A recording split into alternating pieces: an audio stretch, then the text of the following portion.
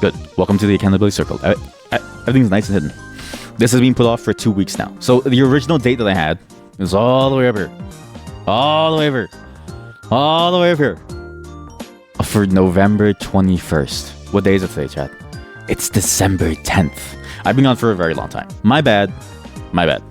07 the circle. So the thing that I realized about the circle is that it's hard to keep the circle going when I'm busy because I'm also the only person who runs the entire channel. Like, but it's like, it's not like I can get a manager because I'm like, you know how much money that I've made from like Twitch? $100 and something. How much money was it? I posted somewhere. It was like $114. Okay. I'm not gonna, like, maybe I can pay somebody on like slave labor like somewhere else, but not in Canada, okay? So there's no way that I can make this happen, all right? So unfortunately, it might get postponed. I think this is normal though, and I think maybe it's probably fine just because like if I'm busy, presumably chat's busy too. Because presumably everybody here has a life. Presumably, if you don't have a life, I can't help you. But presumably, if I'm busy because of the holidays, you're also busy for the holidays. This doesn't mean that I don't care about the accountability circle. I hope that you are all trying your best, because I tried my best too. And we're gonna go from the top all the way here, and we're gonna continue on, and we're gonna talk about what everyone's done and how well they've been able to get it done, and we'll see what everyone's up to, okay? And we will move on from the accountability circle afterwards to go on to the next date, and I'm so excited to see what people come up with. But again, I'm sorry about the accountability circle taking a while. It's just life. I don't really know what to do. It's actually one of the things that like makes me hesitant to do larger community things, because like it's also why that, for instance, the Discord channel has no voice channels, because it's like I can't moderate that 24/7. I'm just way too busy.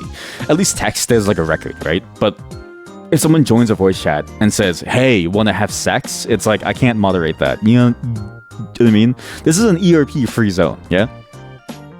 And it's also why I can't have like game servers running 24/7, okay? Because it just takes too long to moderate. It's just too painful. But yeah, we're gonna go over this because I actually have some updates on my stuff too. So which will be interesting to see, because my stuff is hopefully something that you get to play very, very soon.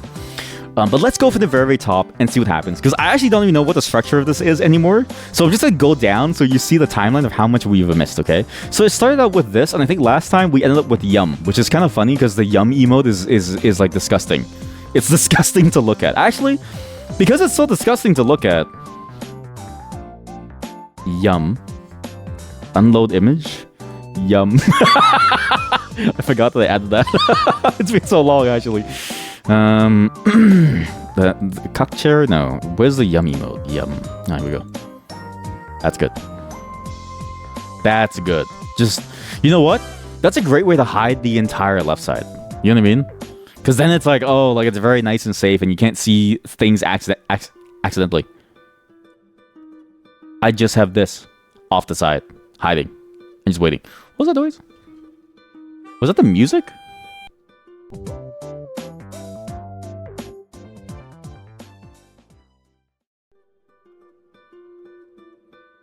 Okay, so you don't like seeing the tongue texture is so close. Yeah, well, I mean, now you have to. We have to make use of it, right? But yeah, this entire accountability circle has been thrown into disarray because of how long I've been gone. And there's actually been a lot of people joining these goals. For instance, Nagi said they wanted to stream more and hold themselves accountable for it. No self. Did you stream this week, Nagi? Did you stream it all since then? Twitch.tv/Nagi. If I go to your channel, do you have VODs? Videos. Chat does nothing. Recent broadcast 22 days ago. Was that... You played RV there yet? He played RV there yet? Okay, so he did stream more. And you know what? And I did say, if you're gonna say that you want to stream more, that they should drop their link to this... to the thing. Wait, so what legally? You're also sorry. So the points thing too. I found out that like I can't give you guys points because legally in Canada, if I do something like that, it's considered a contest. I'm legally liable to give you money, and that doesn't seem fun. Also, these are my goals. You didn't do it. Okay, well you better do it soon. Actually, we are doing it soon, very soon actually, because we're gonna be playing games with Nagi as well as Heb, as well as someone new on the 13th. I think 13th. Yeah. My goals for this week. Well, let's do all of your goals first, chat. I actually want to see the progression of your goals because my goals are easy to I talk about. But I'm curious to see like what happened these like 2 weeks because I haven't kept up with anything. Okay, so the 4596. I forgot that I changed your name to that. Their goals were they were going to take a break for the Creative project. They've been procrastinating on cheating, working on family and photos to lighten the background. They want to organize story notes / ideas, okay? And now we're going to scroll down. And you know what's funny? As I scroll down, you can see this. I forgot to update you all since I'm out until next Thursday. Then don't think I've forgotten about all of you. Maybe I'll sign up one more chat member. The mod said she has no time. Sorry, it's moved to Saturday. I just kept saying sorry. No, this time. Sorry. You know what? Just post your updates and set up new goals.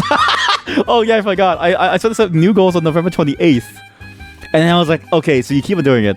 I made the world. Okay, and then this chat I updated them. Okay, so goal update. You took too much of a break to do anything. Additionally, had to deal with the holiday and family. So good. Oh yeah, because this was American Thanksgiving time, right? Was it American Thanksgiving time? Yes, it was. Yeah, because Canadians is in October because we commune with the witches. Your update. You've been sick and still didn't do anything. See. It's just the holiday time. The holiday time is just when everyone gets sick. And the new goals were the Starline shading and to do the exact same things. But they're still sick. We actually have one chatter that did succeed. So let's go down and see what happens. This chatter is still trying to finish up common bold weights. And they wanted to learn how databases and the ORM work and how to work with them in React. And what's funny is that they actually... What I said was I'm so excited to read about their update on the second goal, but they're now 20 tabs in, and actually at some point I think they posted something about React within this channel. Like I remember them posting something about some animation thing, and then they were posting something about React somewhere in the channel. So they're probably suffering at this moment, but I don't think that they're here, and they also didn't give an update because granted, this whole thing kind of went crazy, so I don't think we only have one update from one chat member. You did move some files. Nice. So you did do it. Okay, good. We have at least one success story. I'm gonna give you 5 points for doing it just because I have to handle points, okay? I'm legally required to handle points. This is a new chatter who has joined, okay? They've been psyoped into joining. Last time they were their last goal was to get to fix their bike and clean up like the rat poop or something. Like it was insane. They live. This chatter lives like society has ended. They live like society has ended, and yet still society goes on, and I don't know why they do this. But their goals this time was they will get a proper keyboard so they can finally stop torturing their fingers. What? Also, finally maybe look into what magnetic keyboards they can get or build to experiment to make them work like MIDI keyboards, but that's optional. They'll pick up their right earphone from the floor. They will remove a mouse turd. They'll learn how to properly make shaders. Did I talk about this? I don't think I talked about this, right? When's the last time that I streamed? When was American Thanksgiving? American Thanksgiving. Yeah, that was the 27th. Okay, so this is after I streamed. So they actually got the earphone. That's actually impressive. And the turd persists no longer. They also posted, holy shit, they posted an entire paragraph about shaders. Not that I don't mind that you posted an entire paragraph, but like, this is a lot to do for just a single game. Wait, so about the shaders, before I assume the post-processing issue will probably never get fixed unless you did it yourself. It's game specific, and nobody seemed to be interested in tackling it. Fair, because when you emulate games, most games are so old / have no players that nobody cares about fixing it. Okay, but the Skyrim PCS X2's GitHub, they found a PR that was made literally just 2 weeks ago. It was the exact same thing that they were going to do. So in a way, the goal was fully met. You guess. By the way, the reason you came back to this thing was because you had a dream. What? Also, somehow on the day before Sticker, can people please stop calling me Stickler? Like, it doesn't sound good, okay? It's too close to the other guy. And what's crazy is I'm currently in the process of getting better at art, and so it's like I'm going down the same pathway. If you call me Stickler, I feel like you're going to curse me, okay? Like, stop calling me Stickler, please. I'm begging you. I can't make this. I can't. We can't have that happen again. Okay, like please, free me from my fate. Call me something else, please. I'm begging you. I don't even know who was the first person to call me Stickler, but someone did. I was doing the game dev stream as well, which we're thinking about how you would go about doing the shader thing. It basically remind you that you wanted to make these shaders for a while and you should go back to doing it. Must have been fate or something. So wait. You had a dream about making shaders? Okay, how often does that happen to you, Chad? Do you dream of the thing that you were doing in the first place? Because I do that a lot, actually. Sometimes I'll dream about coding. And it's so painful because my dreams are where I go to have fun. You know what I mean? I love when my dreams happen and then I like go to a weird random place and I see all these like weird random things. Whereas like, you know, if my dream is about work, then I'm just sort of thinking to myself, oh, this sucks. You know what I mean? Dream or nightmare? Dream or nightmare? That's like the heaven or... It's like the heaven or hell thing. Wait. It's like the heaven or hell thing. Guilty Gear... Heaven or hell meme. Heaven or hell. There was like a really good funny heaven or hell meme one. Heaven or hell. Is there like a way for me to like get just the sound? The sound? Heaven or hell. Heaven or hell? Yeah, that was so low quality. It wasn't even worth it. It wasn't even worth it to like try to. It wasn't even worth it to try to find that dream or nightmare. Let's rock. But you know what? Maybe it seemed like it was a dream for them because they said it was fate. They still read some tutorials of running shades and read on the PS2 black magic processing effects, cat stuff. Maybe they also should inspect the PR's code book closely to see what exactly the game does, what they would have needed to do in a parallel universe where the PR didn't happen. They've also been learning how to upscale textures in PCSX2, so maybe now they can upscale the game section instead of making shaders. Moral of the story: if you can't do something, don't bother and just wait. I remember now. I remember what that train of thought led to. I remember what that train of thought led to. It led to the Linus Tech Tips video. Moral of the story: you can't do something, don't bother and just wait long enough for someone smarter to do it for you. I did the Omega Lol as it meant, okay? Because it is honestly a great moral. I enjoyed it, and so true. If a PR doesn't exist, I consider it to be impossible by the laws of nature. And I'm not kidding you. They somehow found the exact clip where this makes sense. Like it's, and you know what's crazy? Look at the person who made the clip. Sorry, you can't see it. The person who made... Sorry, you still can't see it? I have to pull it out here. The person who made the clip is the chat. Like, it's the chatter. The chatter made the clip. Wait. Chat, wait. That's really funny. Wait.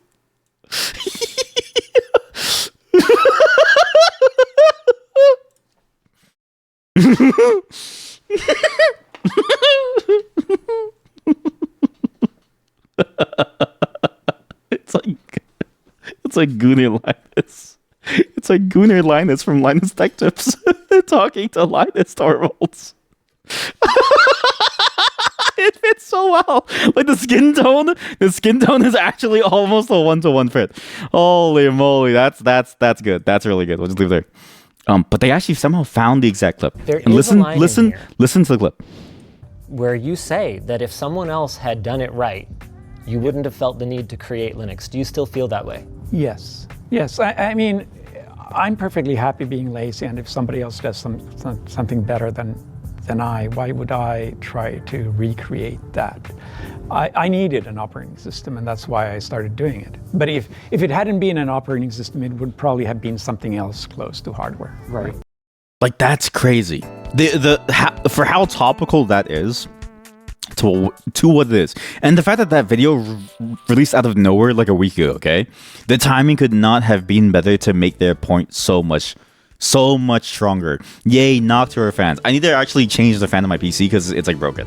But the problem is that like I have to go and like get a fan, and it's like very annoying. I'm like very lazy to go outside. But yeah, it was so perfect that I was like, oh man, this is really good. But it's true. It's honestly, it's true. It's like, sure, learning it is fun, but if somebody can do it for you, why not? Like, why not just use what they do? And honestly, if somebody doesn't do it, I don't think it's possible, right? Like, the only reason that I know maybe even like a fraction of the things out there are possible is because of this person. This one person on GitHub who does seemingly everything in the entire world. Is there a way for me to go to their GitHub? Here we go.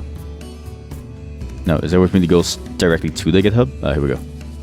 This person that has 1 million applications, okay? This person has been doing this. This is a developer. Everything that you see here is something that they've worked on. Every single thing here that you see is something that they worked on. If it wasn't for people like this, I would live in darkness, and I wouldn't believe that it was possible for things to be possible. You know what I mean? Because when somebody doesn't, Dev, blink twice if you are okay. If somebody doesn't do it, I assume it's impossible. Because why would you want to do anything difficult for yourself? And also, how do you know it's possible if there's nothing there beforehand to like tell you that it's possible? Anyways, if you want to see something else, which is even crazier. 1, I didn't know Spotify has this. You have a Spotify web player thing. 2, look at the grid. Look at this. They've had contributions every single day this year. It's been like this since 2024, 2023, 2022, 2021, 2020. 2020 was their best year because of COVID. 2019, 2018, 2017, 2016. Something happened in their life. 2014, okay? Everything went wrong on September 7th. Everything went wrong on September 7th. 2015, silent. Okay? Not a single word. 2016, like crack. Like crack. Okay? And you know what the first crack was? They made a game engine. Wait, that's kind of funny. Wait. That's kind of funny. Imagine the first thing that you do to start this like downward spiral into doing a commit every single day is your very own game engine, because this is how everybody starts. Yeah, I did the same thing. I did the exact same thing, not on this account, but on my actual like personal one. Oh, that's funny. That's good. But look at this. 87 commits in 30 repositories. Most of them are theirs though, so most of them are their templates or are their repositories. Okay, but I mean, even look at like 2023. Look at this. Heaviest day, 100. Chat, look at this. Look at this. Look at this. Revealed in one. You worry for this dev. Look, this is one day. I worry for them too because this is one day. They reviewed 221 pull requests. However, they do mention this in their thing. Don't worry, the mouth is too large. Don't worry, most of these commits are just typo fixes. So they do say that it's not a lot, but at the same time, even just trying to figure out what is actually good, like that's still very painful to like do, okay? But let's choose like a quieter day, because maybe the quieter day is like, ooh, private repositories. What are you working on? What are you working on? Created the 13 commits. Look, they have a commit in TreeSitter. They have a commit in OpenAI. They have a commit in Emacs ES. Even if reviewing 100 things is a lot. Exactly. Like, even if it's like a single liner, right? You still have to care about what that one line is doing. Because there's so much context. Even if it's like a very minor line to bump a version on something, you still have to like, you know, check if it's actually like doing the right thing, because it's even if it's automated, you don't really know if it's actually correct, right? Like, granted, this, you know if it fails because like the action would like fail, but still, like, it's like you're still doing that 100 times. Like that's a lot. Yeah, I had the exact same thought, because it's like, even if it's simple, that's still something to like think about. And look at this. They actually do fixes. Like, they actually do like real fixes, like complicated fixes in Emacs Lisp, which is like the shittiest language ever. Like, this is impressive. This is genuinely impressive. Anyways, if it wasn't for people like that, I wouldn't think that things were possible. But it seems like there's a lot more out there that's possible than we ever realize. And thank you for people like that for making the world go around, because I'm too lazy to do so otherwise. But also, that's why. Very true. If that PR didn't exist, maybe in a different world, you never would have solved it. Who knows? For the keyboard, they haven't bought it yet, but you found out that there's a few people who have built custom magnetic PCs. Yum, licking the circle. They're licking the circle, yum. Who built that double as mini keyboard? What? Mini keyboards? Wait, what? As in like a keyboard? I thought you meant like a keyboard for typing. I didn't know that you meant like you mean like a keyboard for typing that can become a MIDI keyboard. Hey, since you're here, do you have an example of one of these MIDI keyboard doubles? Because that does sound interesting. I don't know what that means, because it's like, chat. Holy shit. Chat, I have a new idea, okay? piano keyboard. You know how it's mapped to some letters, right? Why don't we just map those? Why don't we just let you type with a piano? Can you imagine what it sounds like as you're typing on a piano? I can actually show you. I have to point the mic down, okay? I have a music mode. What's my music mode? I have a music mode on my keyboard.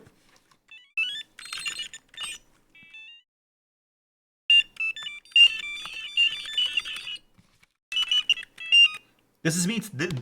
This is me typing hello.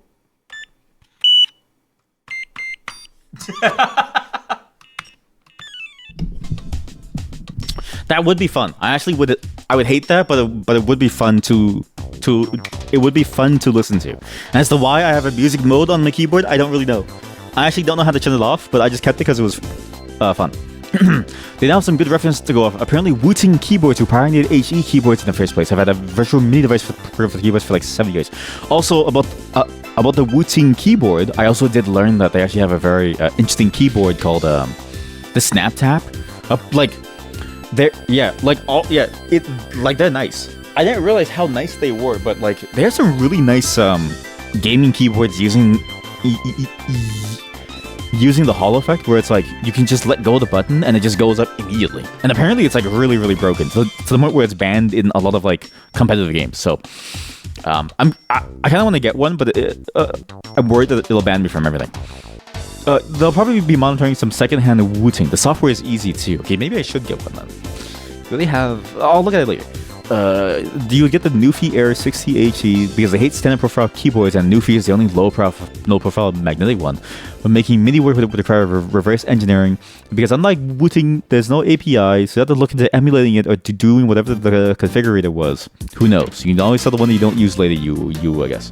You can't do macros though. Last time that you used it. So okay, so it seems like it's easy to configure, but just like what this chat I found, you can't really configure it too much. Like it feels like it's an easy to use set of buttons, but you can't do crazy things with it, which I guess makes sense because it's kind of like AMD, where it's like they make good hardware, but their software sucks. I guess it's the same thing for, you know what? Making a keyboard's hard because you have to make the software for it too, and like there's no guarantee that you know how to make the software for it because making the hardware is already hard. And you have to be an expert in making hardware to make a hardware. But then you have to be an expert in software to make the software too. That seems like too many things. You have their Uwu keyboard. They have an Uwu keyboard? Wait, okay, maybe I should look. Wooting Uwu keyboard. Uwu. Were you the chatter who had all the keyboards? I can't recall. We spent months searching for the infinite money glitch, and if it wasn't for you, yeah, we would have never found it. Your world of anime profile pictures, quirky jargons, and vivid community has understanding of meaning. It's not about money, it's the passion. Probably. This is the Uwu keyboard. This thing does look actually really cute. Holy shit, that thing looks really cute. I would use this. Where's the Wii? I want to keep it first. I want the red trigger on the keep it. All right. I get it. You guys are pushing the limits. You want the best performance, even though the Woody. Why is it shot like a YouTube video? Or like a YouTube, like, it's shot like a real YouTube video. 68. That's why we've created the Wooting Wootpad. Keypad? Wooting. Maybe. Wooting.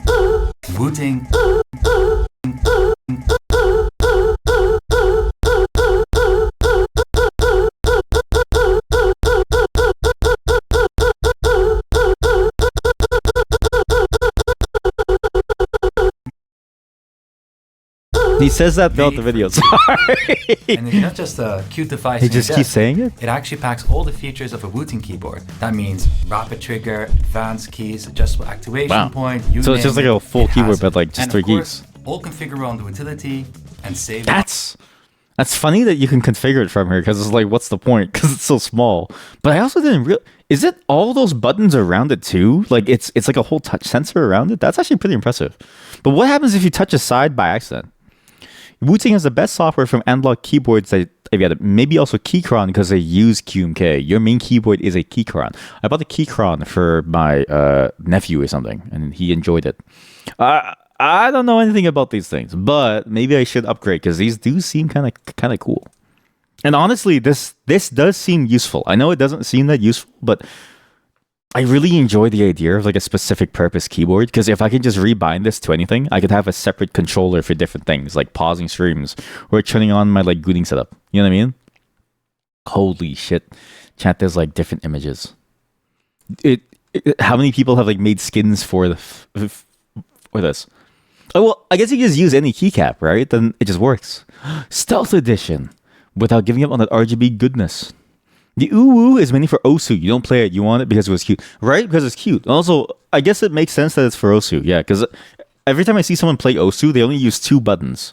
Like, I'll see their keyboard sideways, and then they just press these 2 buttons, or they'll use like some of them even use like drawing tablets, and they'll tap really fast. My buddy actually, he bought a drawing tablet, and I was like, "Oh, are you gonna learn how to draw?" And he was like, "No, I'm using it to play Osu." I'm like, "Oh, okay." On the routing. The Uwu is your key to unlock your full. This Uwu doesn't sound nearly as strong. This Uwu makes me feel like they were afraid of saying Uwu. You can activate rapid trigger for this tricky death string. Do it activation and for 2 Uwu. Be sure you Uwus. perfect. You know what? That's actually pretty cool. Okay, you know what? Okay, thank you. Now that I know about them, I'm gonna keep more of an eye on them, because I've actually been thinking about maybe it's time to upgrade my keyboard too. Not that it's a bad keyboard, but there's some things about it that I wish were a bit better. Or maybe I just modify completely. Because if there's already one made for me, again, it's just like the PR thing, right? Why make your own thing when it's already out there? So now their new goals were they will buy the keyboard, they will retrieve and clean another pair of headphones that fell. How many headphones do you have, and why does it keep on falling? Each one comes with collectible keycaps. That's devilish. Wait.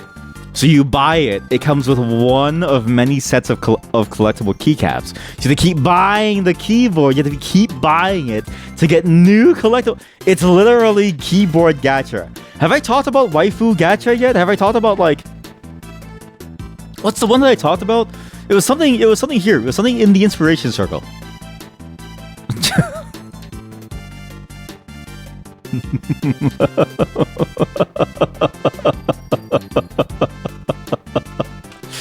It's somewhere in the inspiration circle. By the way, look at this. I got a new 50/50.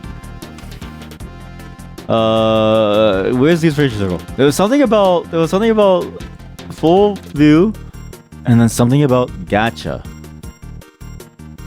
In inspiration circle gacha. Was it Poostick's fitness gacha? I don't know. There was like a good gacha concept that I had, right? But it seems... Oh! No, it was SS... It was like SSR... It was like SSSSSR appliances.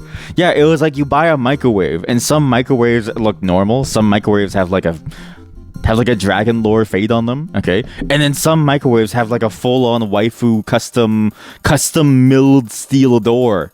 So it's like when you open it up, it's like it opens up, and then it's like it's exactly like it's just like the Yum image. It's like 2 lips on both sides into like your waifu's mouth, and you could like buy appliances to get like a better gacha. They've basically done my idea, but for keyboards in a more socially applicable way. in a more socially acceptable way. You'll finally send the ban appeal request. Please, I did tell you to like please update us on this. And please, can you remind me what you got banned for again? Because I remember the story was really funny. Because it was like something stupid, but it was just so funny. Because it's the kind of thing that like you say and then you realize later that it just sounds bad, but at the same time you say it because like you just say it. And you reply to every message in your to reply later list. Those were never replied, most for the same reason that the ban request hasn't been sent.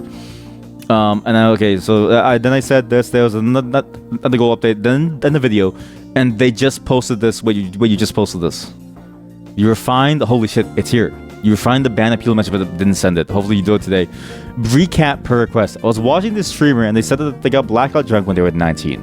You having Kyrgyzstan's video on effects of alcohol sitting somewhere back in your mind, decided to banter, make a joke about saying, "This explains a lot."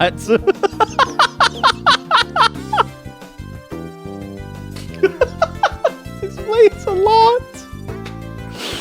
That's the phrase that'll get you in hot water. This explains a lot, man.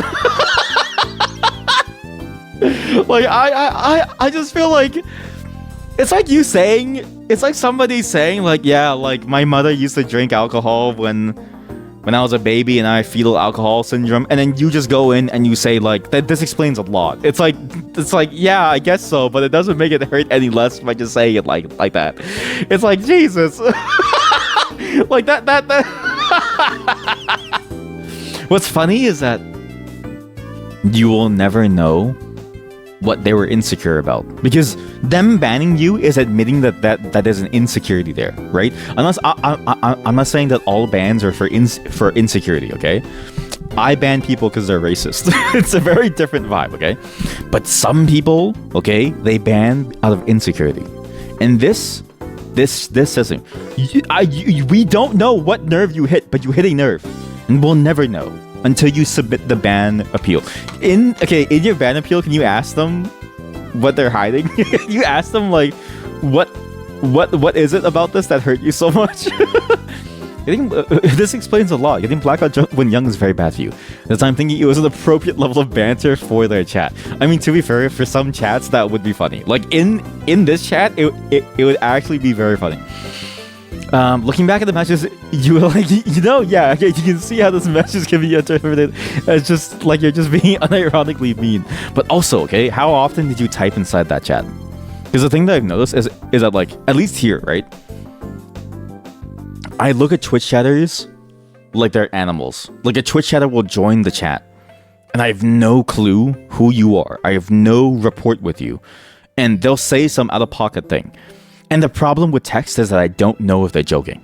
It's like if your first message is a risky joke, like this explains a lot. It's sort of like, how do I interpret this? You know what I mean? Like, do you actually want me to like die, or are you making a joke? I don't really know. I would assume that it's a joke because it's funny, okay? But like, I've seen some messages from like new chatters where they go in and they say something crazy, and I'm like, I don't know how to interpret this. I'll give you one chance, and if you say consistently funny, then I'll forgive you. But if you don't say funny, then I'm sorry, you have to go. So I think it also depends on how often you've been chatting there. So how often have you been chatting? It would have been easy to just apologize for that. Oh, well, the complicated thing was that you were not banned immediately, like you think you would usually. In the case of a ban for a message, you only notice it like 3 days after the message, and you can still pay for a subscription at that period. Wait, really? It's weird because you don't think you can sub the channels you're banned from. Oh, yeah, it's weird that you can do that, because then it's like, oh, chat, what if they were waiting? Chat, wait. I don't think any of you are currently subbed, which is good, but like, it was your first matches, but you weren't there for long. Ooh, so there wasn't enough time. Is there a way for me to see, like, can I see when you last subscribed? Because I think I get what you're going to. I think I get what you're trying to get at, which is like, maybe they waited for you to roll over. Is there a way for me to see who is subscribed? I'm hoping that none of you are subscribed, because I told all of you. I know it sounds crazy because I'm making no money from this, and I keep complaining about it. But like, I don't want you to subscribe, okay? But if you are subscribed, please let me know so I can click on your card and I can see when, like, because I want to see if I can know when your next subscription will pop up. Because then because maybe people do that. Maybe people wait to like ban somebody, and they wait until they resubscribe. Oh, Lavita subscribed. I remember. You think you're with Prime. It ends today. Okay, okay, good. So I'll check you and Lavita. Founder. September. Following since sub for 2 months. It doesn't say the dates. Huh, that's interesting. Okay, my theory is wrong, okay? But I was thinking like maybe people do that. That would be interesting, is that like you pay money and you pay money to like delay your incoming ban. That would be a crazy system. That's actually just the US legal system, actually. Like, actually, that's most legal systems. You just pay bail and you like stay in the jail for a little bit longer. On the same day they sent the message, they tried to continue a gift sub with prepaying for 6 months. You gift sub for 6 months? You're the type of person that the 1,000 gift sub option was made for, and I want you to know you could save that money instead to get yourself like a CPAP machine or something. I don't know. Those things costs money, but it makes you sleep better. But the only payment method available in your country for some reason is not available when you sub. It only shows up when it's one sub or after you let the sub expire. You never thought about Twitch's idiosyncrasy, and also didn't realize continuing a gift sub would count. It would even count as resubbing rather than as a new sub, so you ended up not being able to pay. All the while, the Twitch chat thing, for some reason, proudly announced that you subbed for 6 months despite not even having paid yet. And then Mod, for some reason, thanked you. Very awkward. That's why I try to sub when people are offline. Thank you for understanding. Chat, you're here. Oh. I love the oh emo. Chat, you're here. Oh my god, Mint. Okay, Mint, please, I need to know what happened with this. You have to update us on this, okay? I moved past you for now because the accountability circle thing, it was like, you didn't get the update because I wasn't here, right? But please, I need to know what happened with this. Because you had 20 tabs open. I need to know your essay. I remember you posted something. Didn't you post something? It was like, let me cook, or like, let him cook or something. Where is it? Sorry, the music ended. We need more music. F? Oh, I did F. Uh-oh. 1 minute. I need to fix the Wi-Fi. I know what happened. Okay, it's back. Hello. Do you hear me? Hello. Does anyone hear me? Am I talking to myself? Hello. Does anyone hear me? Please. I'm begging you, please. Please, somebody. Please. Is anybody there? Please, I'm begging you, please. There's somebody there. He's muted. I can't hear him. He's muted. Oh, I'm back. Okay, good. Thank you. Okay. Sorry about that. So, okay. I don't know if you heard what I said. So, okay. 1, my city, despite having been a Canadian city since this city has been in Canada since basically it was born. It was like one of the first ever port cities in Canada. Despite that, it still doesn't handle snow. So every time there's a bit of snowfall, everything shuts down. The power lines go down. Our subway is actually slow to a crawl. Like, it's actually funny that like this every year it snows, and every year it snows, and every year our transit system, they say we don't know what to do. And it's like, you've had 150 years to figure it out. You've had 150 years to figure out how to deal with the snow. If Japan can do it, we can do it too, okay?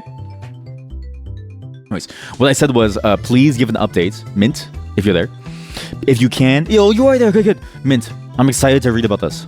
Please, tell me what happened with the database thing. Because I remember at some point, I think you were going to, and then you were still working on it. And then I posted, what is this?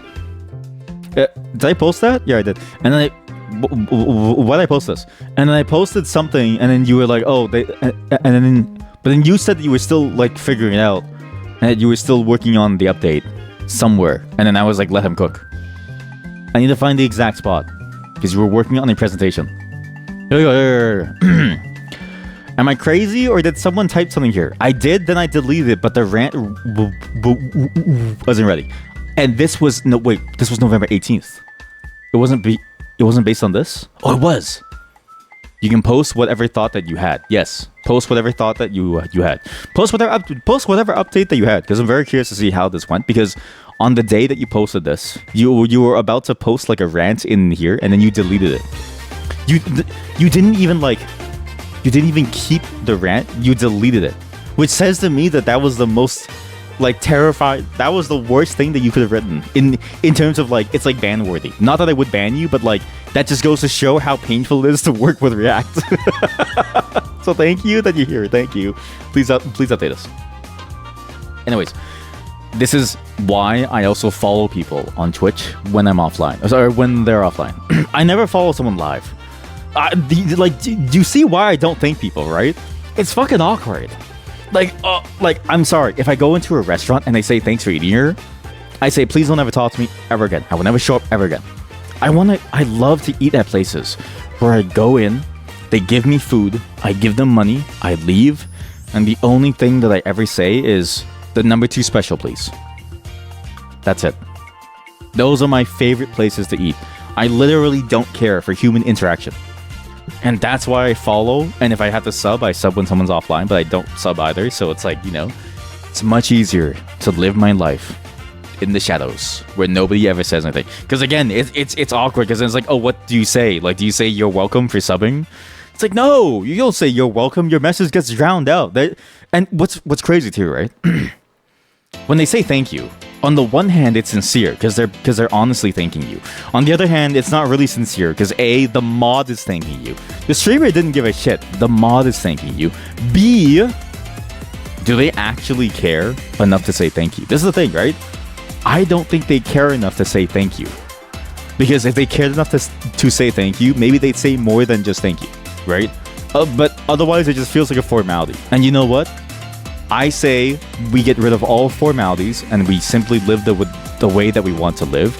And that's free of having to say thank you, please. Well, I mean, say please and say thank you. But like, you don't have to say, like, you don't just like make it real. For the love of God, make it real. Because of all those things, you thought that maybe that there was a donation and refund, which is explicitly printed in their rules, and maybe that's why you only notice the ban after payment when it's bad. You don't know which one it is. You somehow have to cram both those possibilities into the benefit, which is limit to 500k. Oh, so you're trying to figure out, okay, why you got banned, which was either the message, which is funny, or the donation refund, which could have happened. Because if it went through but it didn't, then on their end they would see the money go away. Yeah. And I guess it would tell you. I don't know how it tells you though. Like it's kind of funny to think about that. I've never checked. Like. Theoretically, I could owe Twitch money if I pull out the money and then someone sends me money and then they pull it out because I don't care to check. But like, Twitch can try to sue me, but I don't give a shit. They also got a new keyboard. Oh wait, they haven't bought the keyboard. The saga of you getting cucked on making software continues. True, it is getting cucked. They found a 13-star repo. Wait, what? Technically, wait, what? Technically, you didn't find it. Chat. I'm sorry, you vibe coded this? ChatGPT gave it to you as a reference for some related answers. So it found it. You do like its ability to find niche stuff when you give it access to that. Okay, that is true, okay? The one thing that AI is useful for, and something that I keep thinking about, it's handy to pull things up that it thinks is a good match as like a heuristic. Like it's like, oh, like based on various, bits of my model, I think this is a good match for what you're trying to find. Sometimes it's handy because sometimes it's like very niche to find, and I think it could be applicable to things like an algorithm, like a library of algorithms. Because then it's like, oh, I have this problem, and then the AI can like be like, this problem sounds like these problems, which have these well-known solutions and algorithms. And it's like, oh, okay, I'll just try these, and then you read it and it's not. But at least you have a starting point, right? We recently made a plugin that enables Wooting Analog SDK to support a bunch of other analog keyboards, which is exactly what you plan to do, and then you posted the cuck chair. It's just half-baked thoughts. So you got sidetracked by having to learn other things to actually use the database. Oh god. Okay, now I'm curious about how far you got sidetracked, because like, what are you on now? I guess like for your full update. Well, I guess you probably rolled it here. Holy shit! It's too long. It has to be a text. Okay, wait. I'm gonna give you 5 points right now because the fact that it has to go to a text file of 4 kilobytes, like that's crazy. Like, okay, here you go. Here's your 5 points. Here's your 5 points. I just give you 5 points just relate to it. We will read it, but I'm just so curious. Not only is this good because I like being cucked and because I'm a lazy ass who can't code, but also because I was like this close from buying a bunch of different keyboards just so that I can support all of them in the theoretical software of yours. Oh, nice. Would be very awkward to find out that they've already bought and tested the keyboards at buying them yourself. You also have like a list of all keyboards they support, including a caveats with some of them like bad polling rates, so list all those that could not be supported and those that can't be supported because they don't report analog values to the PC. So now you reconsider your options, totally buy something before the next circle. Okay, so this is the list of keyboards. This is the piece of software. This is actually kind of a cool thing. A plugin for the Wooting Analog SDK. What exactly is this SDK again? Like, I know you talked about it a little bit in your like first update, but like I still don't really get it. Native support for analog keyboards. The Wooting Analog SDK is the open driver for analog keyboards. What is the analog keyboard? Analog keyboard. Full-size analog keyboard. Immerse yourself into your favorite game with the Wooting 2 HE. Analog input on every key for the fastest performance and analog movement. Wait, so but what is analog movement? What is analog? Is it the Hall effect? Adjustable actuation. So wait, so analog is just a term for the Hall effect? Or is that like a marketing term? Rappy snappy. I don't get it. But okay, so this is kind of cool. I'll check this out later, but that's interesting. And you found this, which supports all these. Okay, got it. You know what? That's a funny update. I enjoy your update a lot because I didn't expect you to like use something like vibe coding to basically solve all things. And then I also didn't expect you to actually like try and actually like get any changes going, because so far all of your updates have been the headphones are still on the floor. There's still like mouse poop on my desk. Most analog are Hall effect, but there can also be other technology like optical. Oh, lasers? Wait, that's sick. So wait, so what's a digital keyboard? Is it the membrane? Is that what's like a digital keyboard? See, there's too many terms now, okay? The only term that I need is like what buttons are available and the size. I don't care about if it's analog. It's just too many. There's just too many things. Digital just reports on and off. Oh, whereas analog has a range. Wait, is that? Oh, zeros and ones, and then range of value analog from real mapping. Oh, I don't get it. No, it's like a picture is forming in my head. A picture is forming in my head of what the concept is because it makes sense to me in some primal level, but I'm just too stupid to make sense of it. But I get it. I get what you're saying. I'm just not really getting it. Their third update was not only did they clean the headphones, they also cleaned their entire table 2 times. Nice. Because the mouse decided to walk all around and poop everywhere. Despite it being installed 2 mouse traps in your room with succulent meat and bread in them. Mice, I don't know if they eat meat and bread, but also what you should do, you should put a trap on your desk. I used to do this. When I used to live in like a rat-infested home, I would put the trap on my desk. I'd wake up and there'd be like a mouse there. And I'd be like, yes. Like, not as like a happy thing. I'd just be like, oh god, finally. Like, I'm free. Because you just have to put it everywhere where they go. I give you 5 points because of this recap. This recap is funny because saying to somebody that this explains a lot in response to whatever behavior that they're doing is the greatest way to trigger some insecurities. I have a friend actually. She always does this, and it's really funny. She'll say something, right? And I love to respond like that's so you, or this explains a lot. And she always gets pissed off. She's like, what does that mean? I just find it so funny to like mess with her. Because you know what? She's mean to me on a daily basis. Anyways, let's expand this. 32 lines. I can go full screen. Wait. My journey. Wait, why does it sound so... Wait, it sounds so official. Wait, chat. It sounds so official. It sounds really official. You know what this needs? Oh, here we go. Yeah, perfect. Okay, good. It was supposed to be official, then you gave up.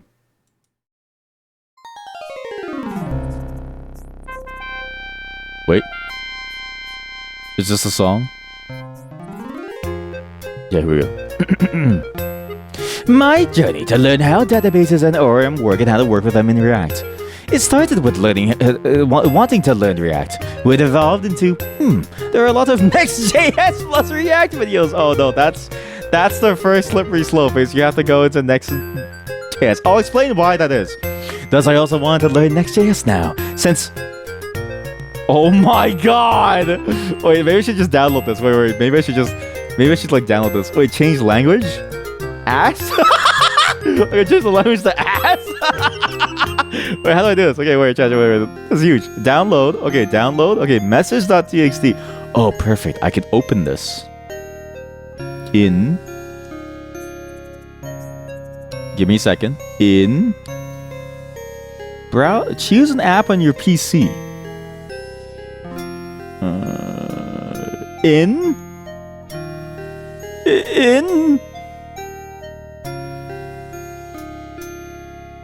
Oh, it doesn't open. In. I have to navigate to the folder. And then I gotta get the file. No, I gotta get the file. Let's just read it in here, okay? This is easier. My journey.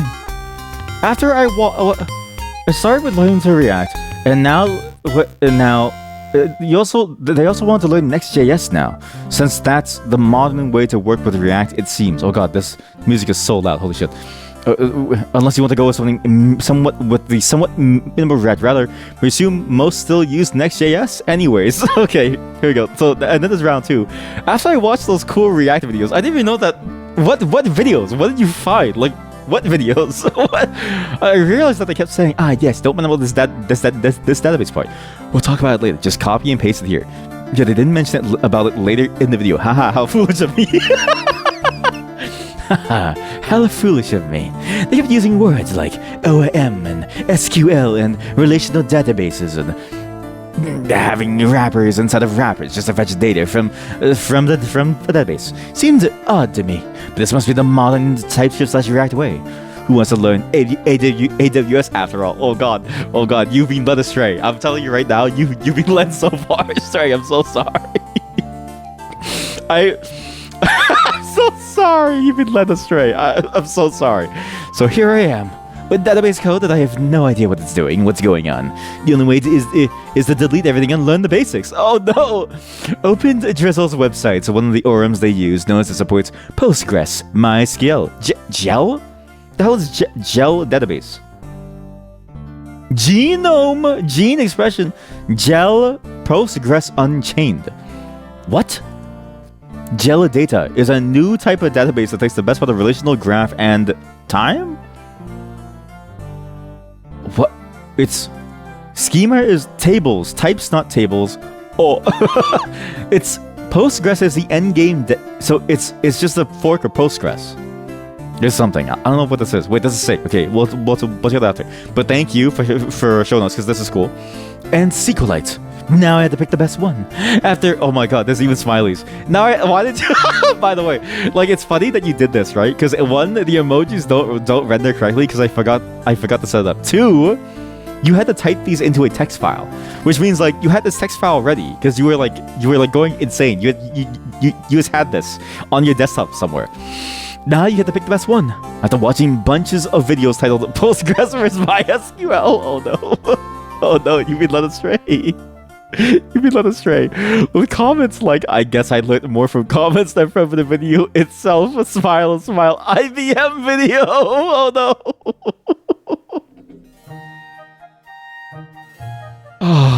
You've been led astray. I'm so sorry. It's not even your fault. It's just, this is exactly the problem.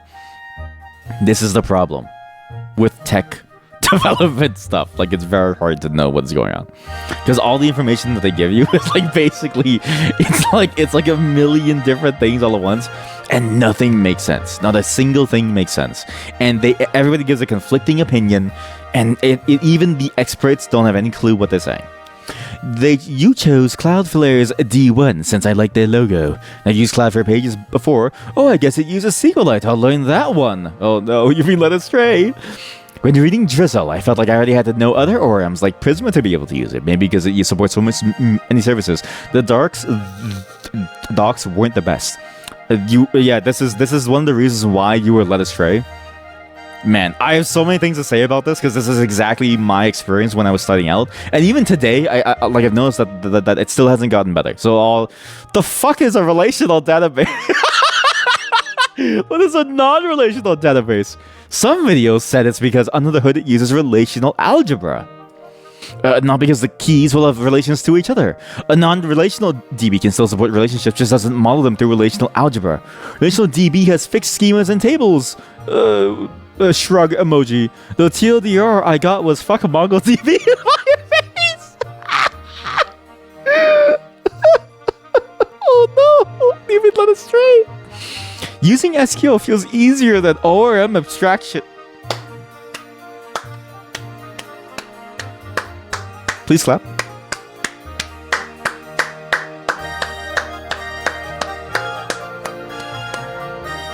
You have hit the end game. You've hit the end game of the ORM database discussion. Like, and what's crazy is it probably took you a single day to get here, because yeah, that's how quickly the conversation kind of like evolves. But you have now, okay, so you started out and it feels like you immediately entered the end game, and now you're here stuck in the end game, unsure of, I'm gonna use this as a visual cursor of what. No, I should change my cursor in NeoVim to this image. Oh, that'd be so good. Please remind me to like do that. Anyways, so have a day figuring out how to set up Cloudflare's work at D1 with Next.js, because I guess they don't care to document. Instead, I have to rely on repos like this, which is from a random person, which is just they just tree main. Haha. I need to sneeze.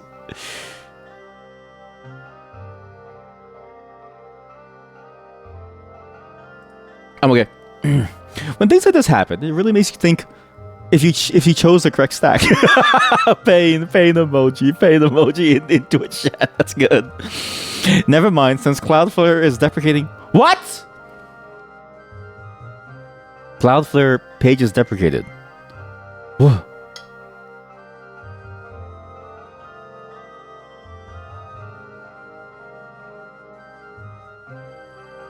What? Why is it being deprecated? It was so good. It was so easy to use. Cloudflare, because Cloudflare Pages is just like static hosting. And static hosting is so cheap. And now they're converting it slowly to workers. But why? But it's so easy for like a static website. And now you need like a workers thing? And now you have to like program. Don't you have to program now to like how to serve the static content? Because it's all just thing. I don't know. We'll learn through you. For that, you need a different router now. For that, there is what? For that, there is what? For that, there is OpenNext.js. What the fuck is this? What is OpenNext? I don't know. Oh shit, chat. I don't know where you're going with this. These seem terrifying. Which lacks some features and is not fully supported to a point where all new updates will be, of course, late. Something doesn't help that the configuration is 200 steps. Haha. Haha. How to navigate this page to find out how to find out about Drizzle and how it works differently here too. Even if you are able to set up, I really should fix the column too. Set color column. Oh, oops. If you're able to set up and make it running, seems like it won't hold medium projects without having to pay extra. Wait, what? Oh, really for workers? Like you have to pay money to do more? I thought it was like free. Like the free tier wasn't good. Might they go without Next.js instead go with React rather plus Vite? Seems to have a smaller size. Oh no, page 0. What is this? How'd you find this? Never mind, that template uses random ass packages that I don't want or need. Vi, test, storybook, playwright. That's a lot. Biome, ShaCDN. Come on, I know you use those, but if you're making a CLI, make those an option as a match. Also, page says easy to learn and pleasure to work with while having random ass file structure I've never seen before. LMAO. Well, fuck me. I guess only now. People say PNPM is better than NPM. Now you're getting into the infrastructure side. Holy shit. Now you're getting into the package manager side. Oh, this is good. But it's annoying to time. So you made bash your default terminal and set alias for PNPM as PP. Oh, annoying to type. So now you can type PP dev. Cool. Maybe I should have big PP for deployment. Okay, please do big PP for deployment. That's really good, actually. So instead of loading DB, you're now loading 10 other things to be able to use the DB. Holy shit. Yeah, so you've been led astray. This is why it's really hard to teach people about programming, because all programming is a self-inflicted web's nest. All programming is self-inflicted pain. Every single bit of programming is self-inflicted pain. Okay, everything, because nothing about it makes sense. And I had this exact same problem. One, what the fuck is the difference between these various databases? Nobody really knows, because only a handful of places actually work with a database at the size where it matters. 2, why is the ORM so useless? It's because they are. 3, why are there so many different things that you can choose within the React ecosystem? Because the React ecosystem is full of sadists who want to hurt themselves and others by making the same thing, but like again and again. You know what's funny? React Router was made as a reaction to other router solutions. Like React Router was made because other routing solutions weren't good, but also like it's still also bad. So it's like it's just like a constant double whammy of like everything shit and it's getting more shit, and people have a different idea of how their shit can solve the existing shit. But this is good. This is actually the perfect microcosm that best demonstrates why development today is, I think, way too confusing for most people to like learn, because there's just too many ways that you can go wrong. Because it's not like the options are necessarily better in like specific circumstances. Like the databases themselves are, but like stuff like do you use React Router or Next.js? A lot of it really does feel like you just use it because you kind of have to for your job market. You know what I mean? Like it's like, at least in my city, everyone's using Next.js and React for their sites. So I can't get away from it. But if you can, you should. And the reason why is because it's the same as everything else, except it's really complicated for no reason.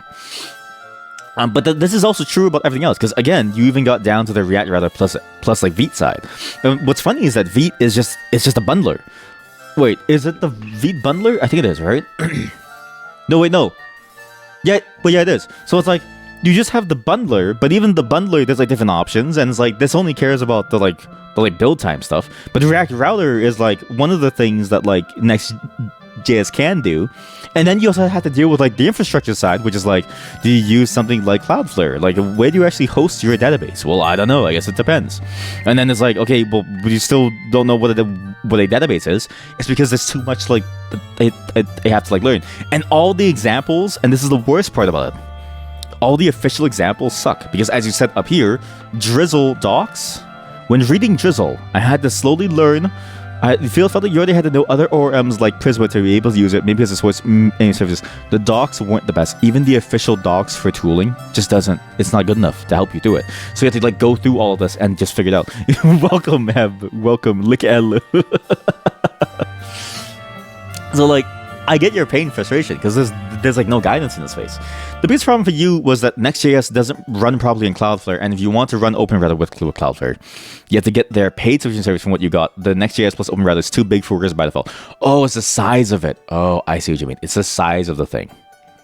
Yeah, I guess that's why for the examples, like for the Cloudflare worker examples, the thing that they do the most is that they basically just code their own router, because it's like, they just do it themselves because the workers are meant to be like really fast and there's not really much like space for them. Hi, how am I? I'm good. How are you? It's been a while. I've actually been linking to your streams. I've been sort of in like I've been watching Heb streams because I've been too busy. Heb, your name is so pretty, says Nagi. Yeah, yeah. But I'm glad that you're doing. Hopefully you're doing well, and hopefully you're good. Welcome to somebody's terrible journey into development, which is exactly, and this is the problem. Okay, this is the problem with development. There's no good solution. Nobody seems to have a good solution, and nobody seems to know what is going on. And it's the worst thing ever because there's no good guidance. Because again, every other resource that you linked feels like a resource from somebody who is also trying to learn how any of this works. Because again, I've never heard of these repos in my life. CXJE Next.js Drizzle Cloudflare pages tree main haha. Like, look at this. What is this? Put the window on top though. I've never heard of this.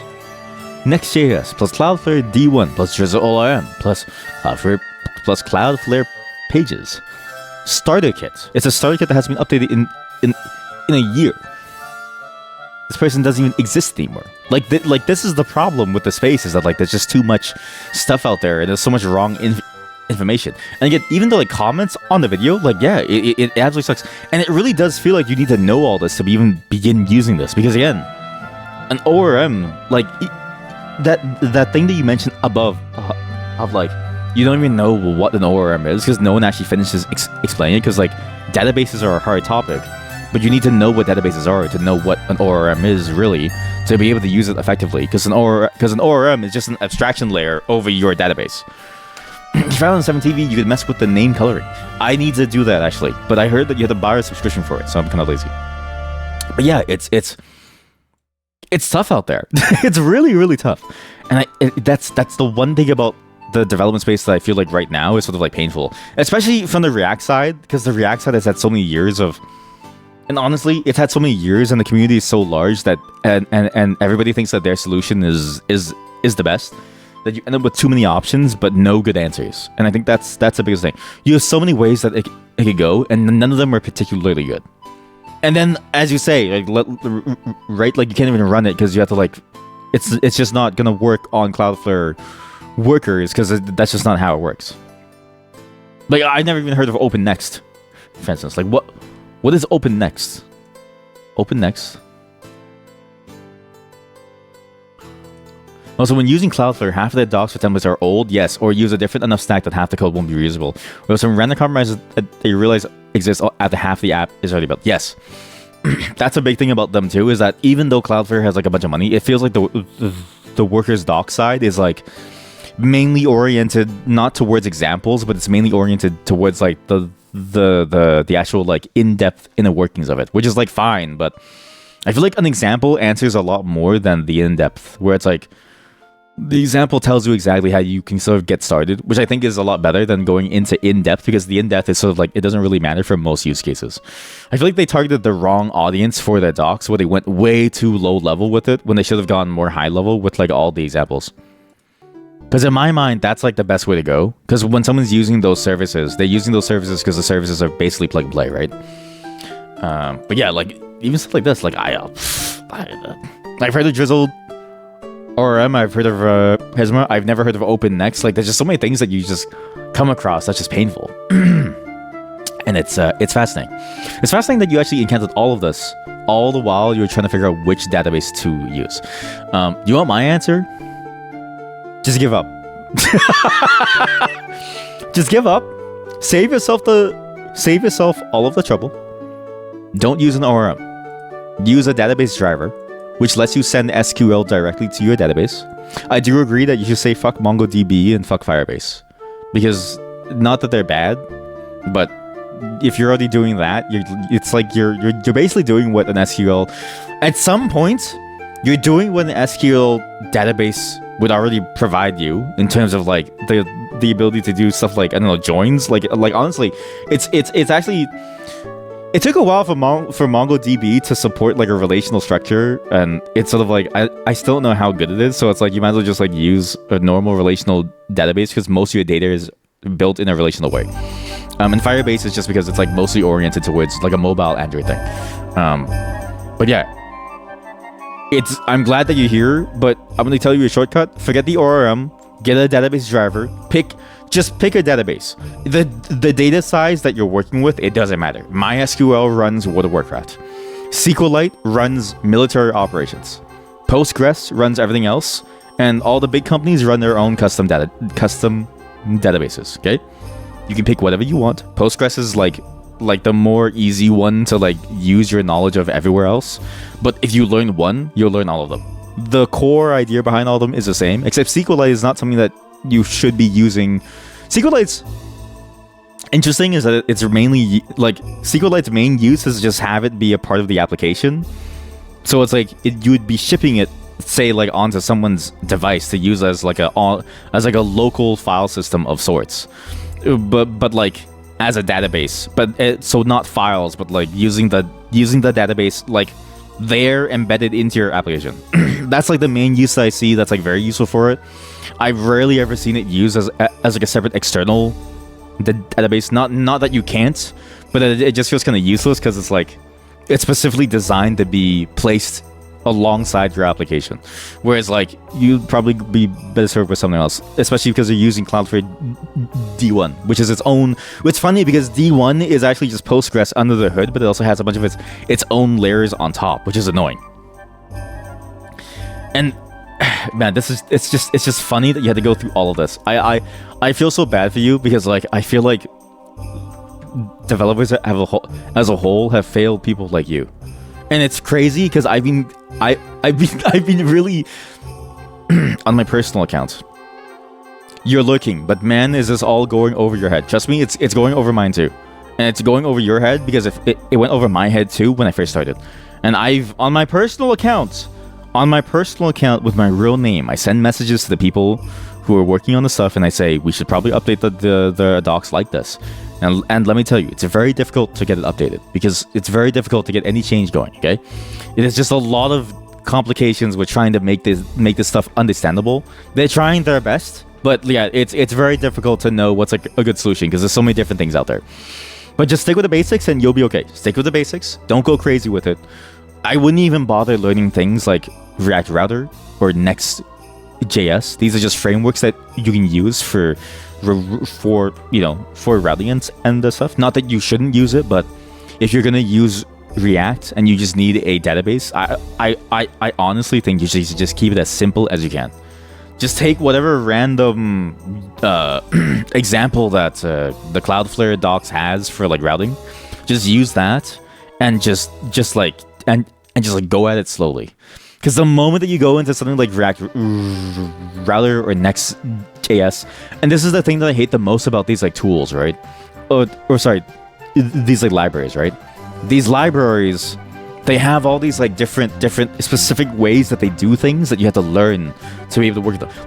Like Drizzle, like, you know, it's exactly as you said, where it's like, why does Drizzle tell you nothing about anything? Like Drizzle just tells you, it just tells you that it's an ORM for databases, and then there's not really much else in it, and it just expects you to like know other things.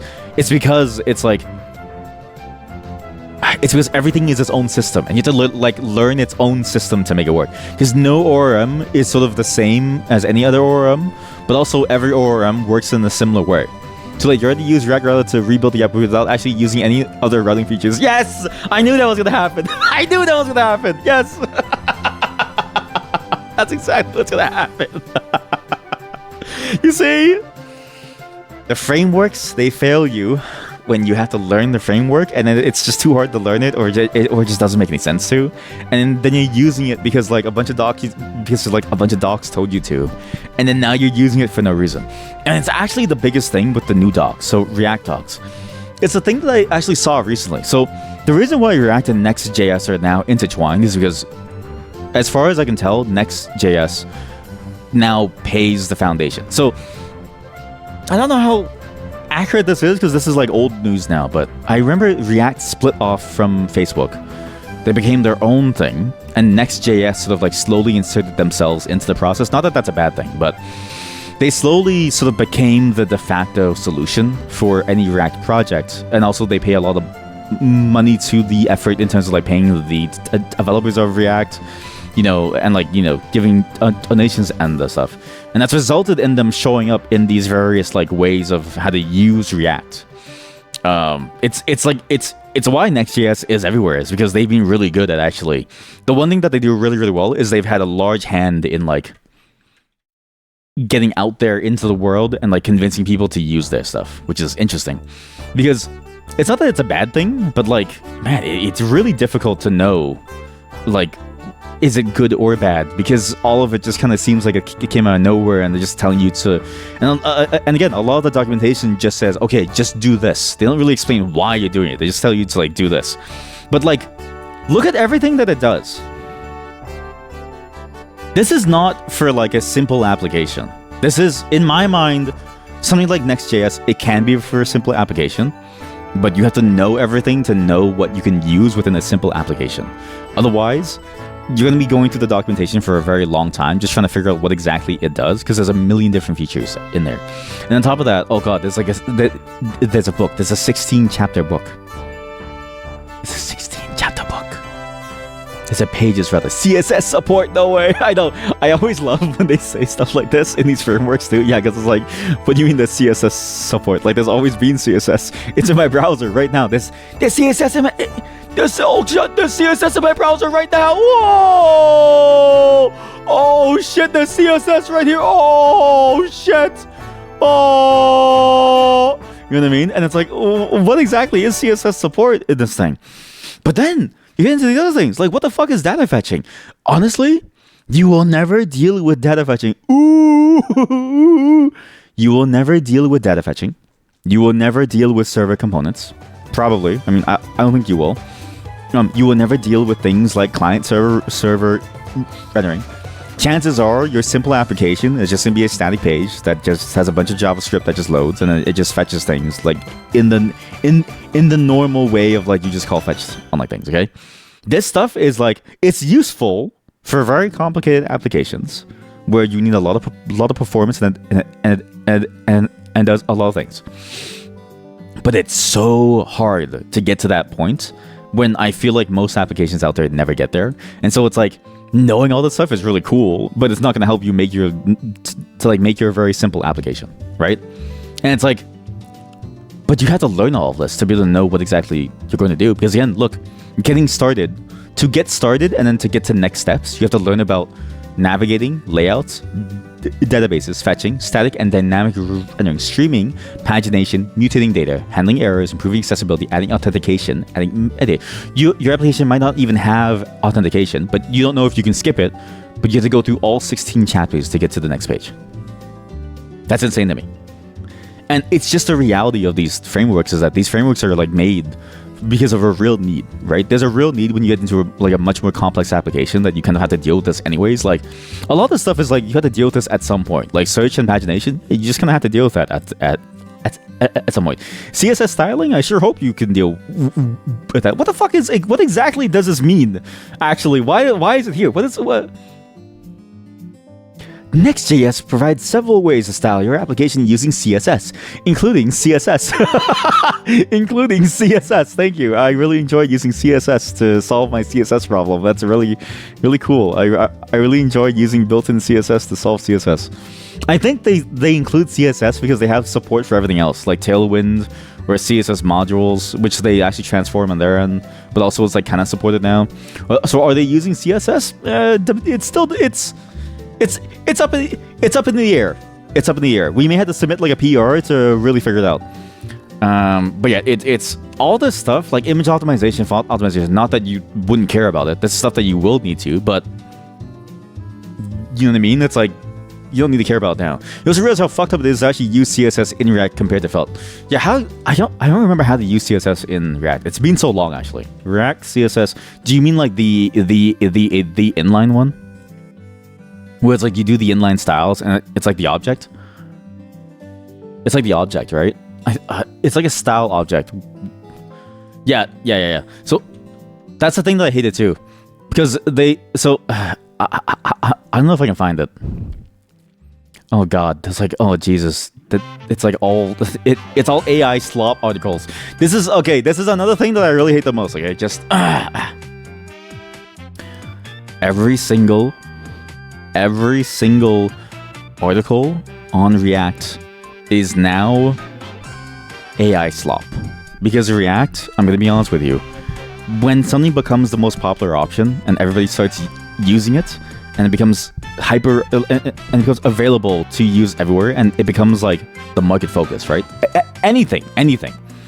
You get slop written for it by people who are looking to make a quick buck trying to get their name out, okay? You can go to Medium, look for a React article, and it's all AI slop. But it's even worse because in this modern era, we have AI. At least back then, someone had to write it, which was like difficult to like stomach. Whereas nowadays, people have like AI. Yeah, since it's Svelte, you can just write pure CSS. I had no clue that you actually, in Svelte, you can just write CSS inside the file. Svelte CSS. Like just straight up CSS. Like normal CSS. That's interesting. I had no clue. But do you even mean like in the same file even? Because that's interesting. That's a good solution. But I guess it makes sense because they're converting the file from one format to the other. Okay, yeah, in the same file. Yeah, that makes sense because they're converting it from like one file to the other. It makes sense in React when you realize what it's doing under the hood. Like you see this. You see how it's like the JSX of like my button, and then you have like the angle bracket, and then you close it. React transforms this into this. React actually transforms it into React.create component or something. Oops. So under the hood, it's actually doing something like React create component my button, and then it'll like pass these things in as like arguments to it. Like it's like that's actually the thing that it's doing under the hood. So it's like it makes sense once you realize what it's doing and like why the same syntax wouldn't work, because it's not actually transforming much. But still, I get what you mean, because it's like why is it so weird? But that is why everyone uses Tailwind with React, or really just any solution. Like there are many solutions to styling within React. Tailwind is one of them. You can also have like actual, like inline CSS with like actual style, with like inline, like real CSS. Usually something like this actually, this is also kind of insane, but this is like the closest thing that you could get to something like writing normal CSS. You just do it in a template string and you just write your CSS. These are always used because it's way easier. Wait, it's deprecated? What do you mean style components is deprecated? What styling library are you migrating to? So wait, the end of an error. It's in maintenance mode. Wait, wow. That was fast. Visual primitives. So wait, it's deprecated.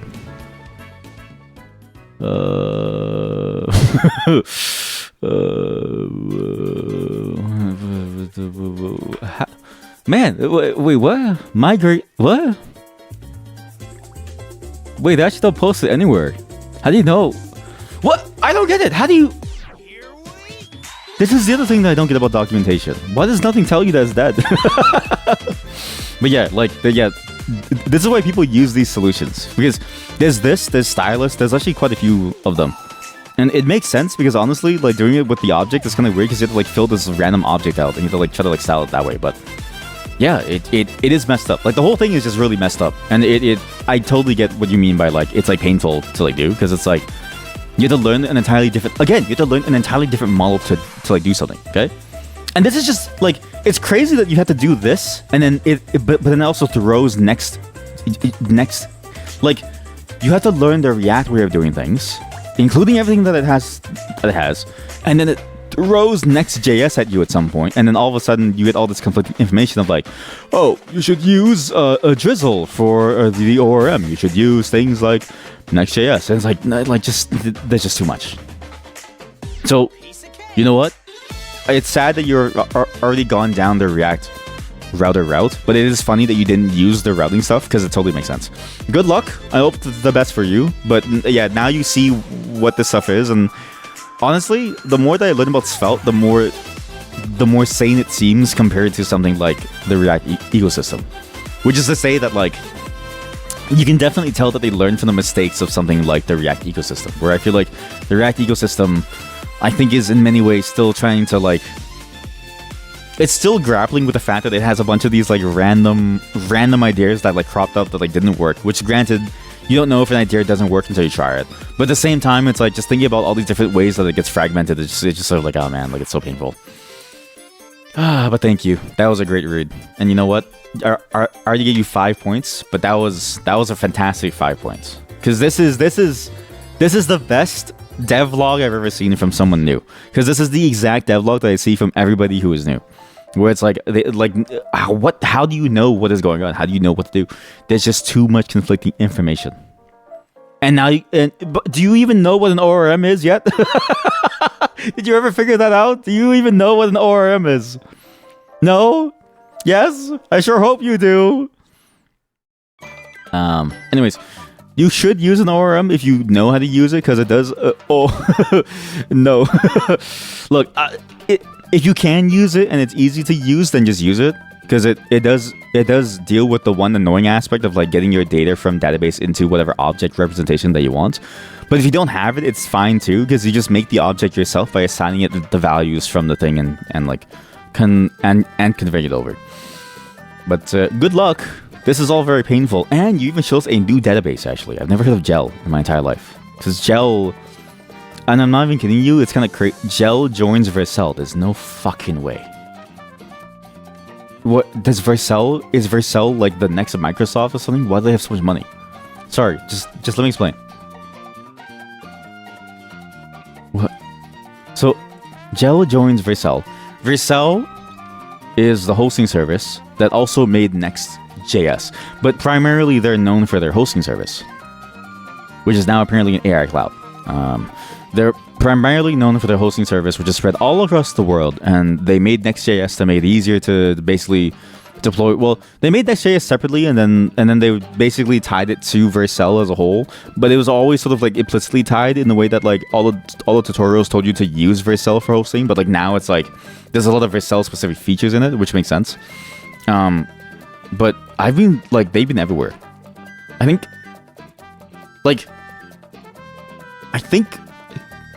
Again, it's like they are the people who are behind like a lot of the devs for React now, I think, in terms of like paying them. So it's like they're like, it makes sense that they're everywhere because they basically took over that entire very popular thing.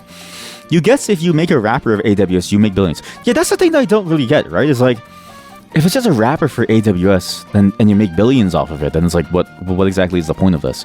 But at the same time, right? All these different promises, it's like, oh, you get faster builds, you say, and you get a reduction in page load times, and you get build times going from 7 minutes to 4 seconds. It's like, what does this all mean, right? Like, this is the thing, is like the marketing speak is like very difficult to parse out from like what it actually does, like how much of it is actually net new that you couldn't do for yourself, and also like, do you even need this stuff? Not really, right? Like it's just so hard. And yet but at the same time, it's like they make it so easy to get started, and then when you're started, it's like they make it easy to like ramp up your usage of it, and then they make it easy to like lock you into it, because again, all the tutorials are like based around it.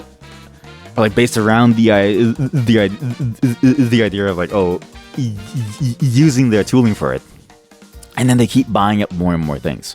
Today I have some bittersweet news to share. Gel Data Inc. is shutting down. Oh, oh. So I'm guessing this is dead now. So maybe we don't even look at it. So I mean, they're shutting down, but it's that types, not tables. Which, by the way, this is just a normal ORM thing. Objects, not rows. This is amazing. Well, chat, I'm glad that you went through this hell, because every time someone does, I feel more and more vindicated in the saying that, imagine you start learning gel. Exactly. This is the thing, right? Every time someone goes through this like trial, I always feel more and more vindicated that my idea of like simplicity, in terms of at least the projects that I worked it on, paid off. Like I had a lot of, it rubs the gel data on the joints. I had a lot of like pushback from my coworkers when I started and when I was doing stuff, and I was like, we should stay away from this stuff as much as we can until it like calms down, right? And it was annoying at first because there was more upfront work, but the maintenance cost was effectively the same to some degree because our application wasn't complex, right? Only when it became complex did we need to look at it, and when we looked at it, it was way easier. I actually saved us so much development time trying to keep it updated and like keep up with the times. Because, like, you just keep going with the stuff over and over and over, and there's always some new solution around the corner. At least now it's stabilizing around Next.js, which is nice, because then you don't have to learn one thing, at least in terms of the job market. It feels like a bit like Angular was back then, too. But, like, still, or like Vue. But still, it's like you have to learn yet another thing. And it's always funny to sort of see how it goes. Thank you for sharing your thing. And that's the accountability circle. So again, sorry, I've been gone for so long for the accountability circle. I didn't mean to be. But we now get to move on from the accountability circle. I need to text my wife, and I'll be right back. But I'm glad that this went well, because I'm glad that we got all this information from all of you. And I'm glad that this, like, people actually kept up with their goals. Oh, wait, sorry. I need to talk about my goals. My goals. I said I would be making... What did I say that I was going to do? Oh, yeah, sorry. My goals initially were involving the VRChat world. Sorry. I forgot to talk about my goals. So you know the Snow Job Light thing? Well, it's actually going very well.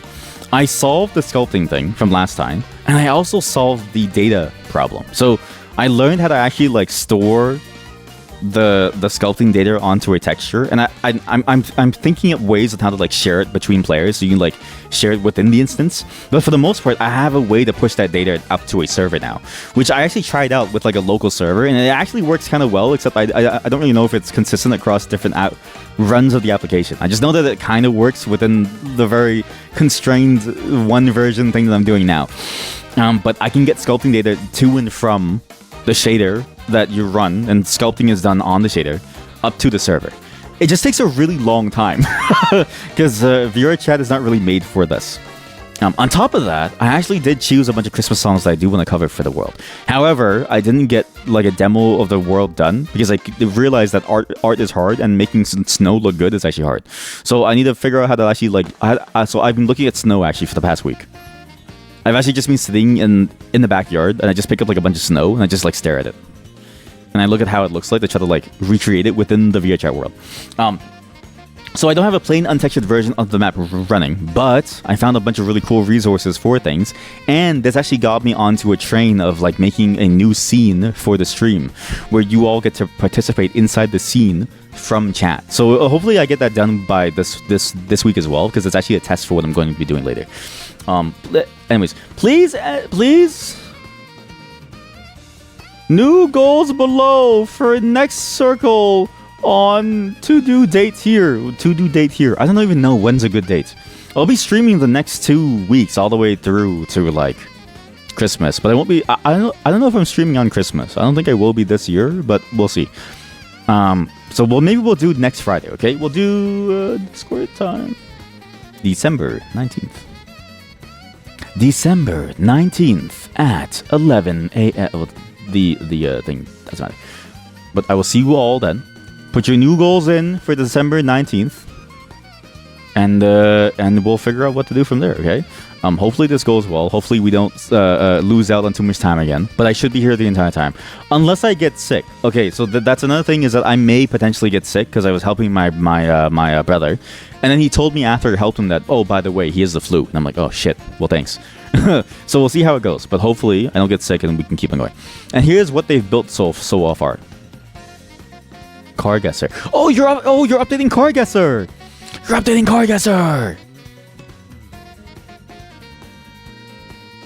That's sleek. Chat, that's a very sleek app. Chat, that's a very sleek application.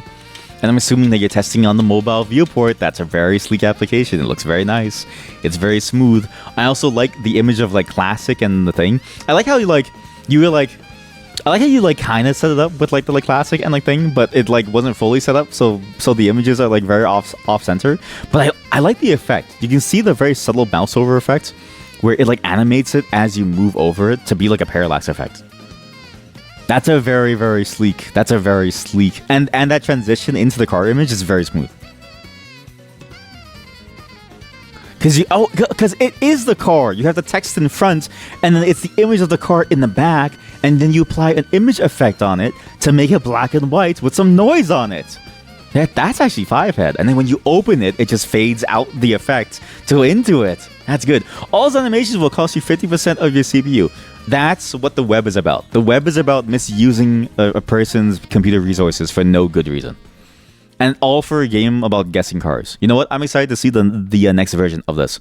Because you have you have a very specific like, you have a certain style that I really enjoy, actually, from your portfolio. Your portfolio shows it too, but like, you have a very, very interesting style that I like. And I enjoy the animation styles that you like come up with too.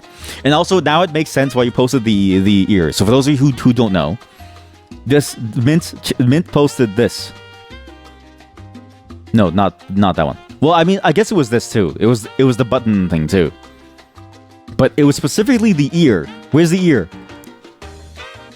Where's the ear? Here. They were looking at this at this animation, right? But for some reason in the GIF they recorded someone's ear. I don't know why they recorded the ear. It's honestly like a shitpost, which is actually pretty good. But thank you for sharing. Ear. Everyone, please post your updates, okay? You don't have to. Again, it can be as big or as small. It doesn't matter if it's big or it's small. It can be anything, okay? If you want to join the accountability circle, anybody can. Anybody is allowed to join. You just have to go to the apartment buildings. If you don't have access to this, you must answer the questions properly on I forget what is exactly in the server guide. In the channels and in the questions, you have to answer the question appropriately. I didn't answer any question because I'm the admin, but you have to answer the questions properly. I didn't answer it properly, actually. I need to fix it because maybe I can't see your things. Anyways, please enjoy. And please send in your new goals for the new upcoming for the next circle. I swear it will happen and we won't miss it. What did you type to? Sorry. You were multitasking, so couldn't write much. A few additions. One example of using keyboard for music. Oh shit. This particular one is not pressure sensitive, unfortunately, but you can make the same thing but with magnetic switches. 2, I sub for 6 months because there's no auto sub with QR code. What? The hell do you mean QR code? Wait, what? You can't be bothered to manually do it every... What? Wait, what? There's a... Twitch subscribe QR code. You'll be presented with a QR code that you have to scan. Wait. 3, apparently mice do love certain types of meat. Wait, really? They like meat? Meat and oil are apparently most... Wait, really? They're actually popular? Huh. Or just browse channels. QR code. Yeah, I could have just browsed like a channel somewhere. Okay, I had this. We'll go to twitch.tv/Hebrasaurus. And if I click the subscribe button, what pops up? I go to your channel and I click the subscribe button, that pops can up. communicate through time. This was the And last so VOD. I'm working in the Resubscribe. future to resurrect their immortal soul Oh, from elevate your the subscribe. afterlife, I presume. So, wait, couldn't you just like, okay, chat, I have a crazy idea, okay? What if, oh, that's what I should do. I should do like a thing where it's like, oh, you make an extension that forces the QR code to appear because it simulates a click event.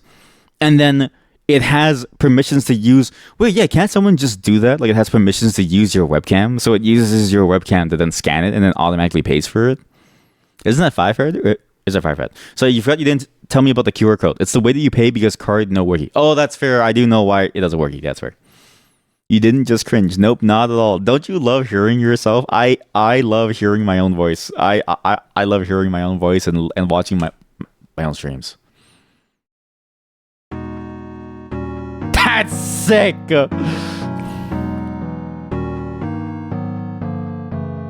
Thank you everyone for coming to the accountability circle. Hopefully I'll see you all next week. And we'll continue the accountability circle from there. Give me a moment, I'm gonna text my wife and then we'll continue on with some games.